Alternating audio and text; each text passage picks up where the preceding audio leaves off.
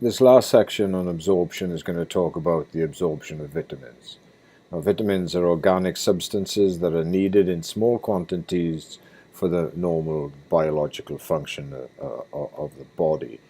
There are two types. You have the fat-soluble vitamins A, D, E, and K, and the water-soluble vitamins that are vitamin C, the B vitamin complex, biotin, choline, folic acid, and inositols. So the fat-soluble vitamins, being fat-soluble, the absorption of them is passive. They will freely diffuse across cell membranes, and because of the large surface area of the small intestine, this is a perfect place for them to be captured and absorbed.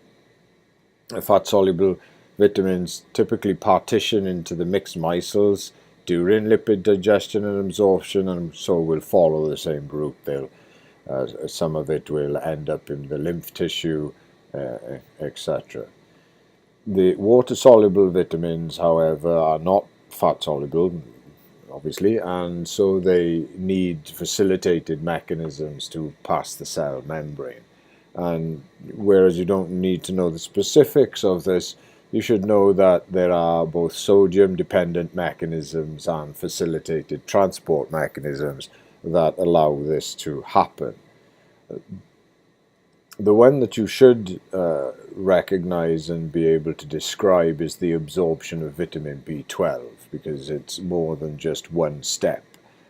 And that's because there's two phases to it. There's the gastric phase, where vitamin B12 is bound to our proteins that are produced by the saliva and the gastric juice, and this protects the vitamin B12 as it goes through the stomach, with the acidic environment being what it is.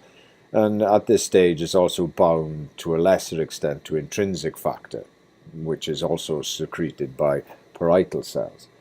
And then you have the intestinal phase, where the R protein complex is broken down by pancreatic enzymes, and so then vitamin B12 transfers to intrinsic factor, and intrinsic factor is resistant to these pancreatic proteases, and so it again maintains the integrity of vitamin B12 and allows it to reach the site for absorption.